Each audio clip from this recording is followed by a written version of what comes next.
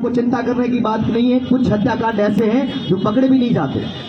मैंने बचपन से यही चीज सुनी थी, ऐसा कोई जुर्म नहीं है, ऐसा कोई मुजरिम नहीं है, चाहे छोटी हो बड़ी वारदात हो, चाहे कितनी छोटी हो, चाहे कितनी भी कातिरता से की हो, वो हर वारदात पकड़ी जाती है। हमने सुना था।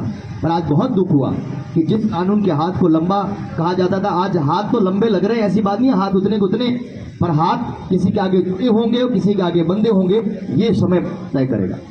पिछले लगभग 15 से 18 महीने हो गए, मैं सच में इस घटना के बारे में इतना नहीं जानता, मुझे ये नहीं पता, पर मैं एक चीज को बहुत देखता हूं। माताएं पूरी दुनिया में है, क्योंकि माँ के बिना कुछ उत्पन्न नहीं होता, कोई पैदा नहीं हुआ, पर ये माँ बहुत अलग है।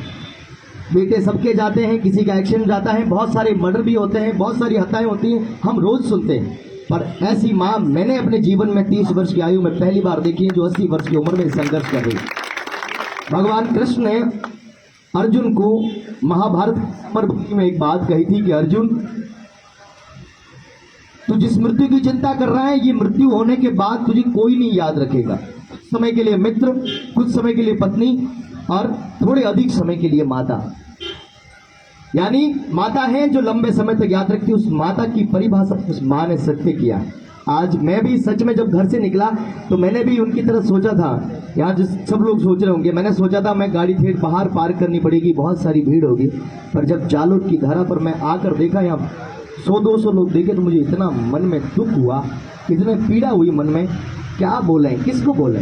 ये जालोर की धरती जो सूरवीरों की, सतियों की धरती कहलाती थी, देख लो, क्या जालोर में 100-200 लोग हैं?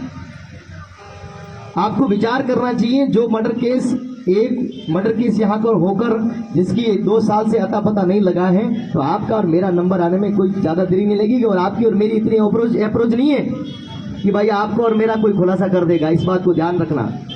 इसलिए जब भी जो धरना हुआ है, वो धरना पूर्ण तब तक होता है जब तक न्याय नहीं मिलता, तब तक वो चीज चलती रहती है।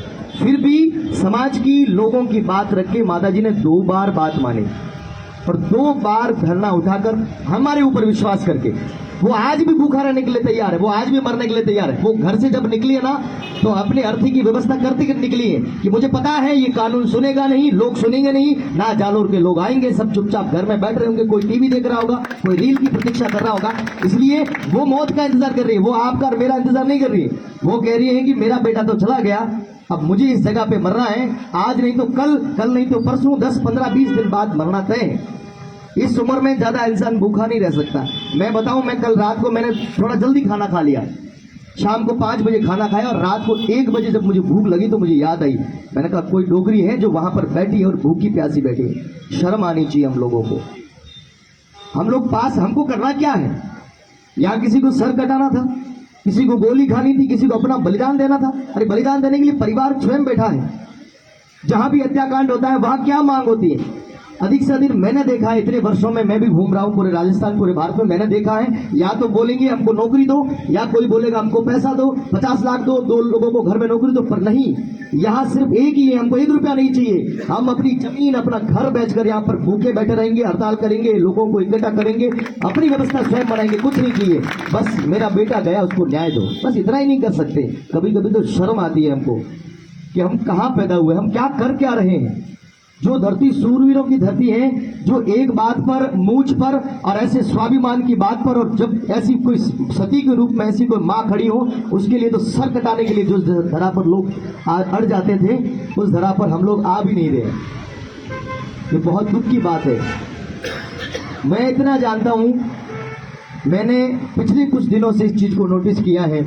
ये बैठी है, कोई साधारण माँ नहीं है। आज के समय में कोई नहीं बैठ पाता, लोग मर जाते हैं, थोड़े दिन बाद भूल जाते हैं, पर इस माँ के अंदर वो पीड़ा है। आज जो साथ खड़े हैं वो इनको दिख रहे हैं, जो साथ नहीं खड़े हैं वो लोग भी इनको दिख रहे हैं। मैंने उस दिन भी, जब पिछले 2 महीने पहले जब धरना समाप्त किया, तो मैंने इनको कहा था, मैंने कहा जो चिंगारी माँ लगा सकती है इस धरने को, इस आंदोलन को, वो चिंगारी कोई नहीं लगा सकता इस वक्त धरती पर। और वो चिंगारी एक दिन जरूर लगेगी, और जो आज नहीं आए वो इस बात के लिए पछताएंगे कि एक माँ थी जो जालोर में अपने बेटे के लिए, बेटे के न्याय के लिए वहां पर भीख मांग रही थी। इतने महीनों से नहीं, इतने वर्षों से हम लोग गए नहीं। आप लोग, हम सब इस बात के लिए पछताएंगे, वो पछताने का दिन भी हमारे पास आएगा। इसलिए मैं विशेष निवेदन करूंगा, आगे जो पड़ाव हमको मिले, जो व्यवस्था मिले, जो पूरी कार्यकारिणी मिलकर तय करें, उस पर हम लोग खरे उतरें। और आज भीड़ नहीं हुई तो कोई बात नहीं, फिर होगी। और मैं तो ये कहूंगा कि कभी कभी कोई बड़ी व्यवस्था, कोई बड़े आंदोलन किसी न किसी का बलिदान मांगते हैं। क्या पता आपका मांगे, क्या पता हमारा मांगे, पर मुझे लगता है किसी न किसी का बलिदान अवश्य मांगेगी ये आंदोलन। मैं तो इस माँ को प्रणाम करता हूँ और माता जी को यही कहता हूँ कि आप साक्षात माँ भगवती का स्वरूप हो, जो यहाँ पर बैठे हो। बाकी आज के समय में इतना किसी के पास समय नहीं है। आइए हम सब मिलकर थोड़ा थोड़ा सहयोग करेंगे। कोई 5 दिन बैठा, कोई 10 दिन बैठा करके, पर ये मुझे नहीं लगता कि ज़्यादा दिन तक माता जी बैठ पाएंगे। क्यों? इतनी कड़कती हुई तेज ये राजस्थान की जालोर की धूप, ऊपर से ये भूख और प्यास निश्चित ही मार देगी। पर ये मरने का, उनके मरने का इल्जाम तो जिन पर लगा है वो एक ना एक दिन जेल जरूर जाएंगे, पर ये अगर यहाँ पर मर गए तो उसका इल्जाम हम सब पर लगेगा। इस बात को ध्यान रखें। मैं सभी को प्रणाम करता हूँ और विशेष निवेदन करता हूँ कि आप और हम सब मिलकर साथ और सहयोग ऐसे ही बना के रखें, ताकि आगे जो न्याय की प्रक्रिया है वो चलती रहें। और बहुत दुख की बात है कि एक माँ को इतने वर्षों तक संघर्ष करना पड़ रहा है। प्रणाम।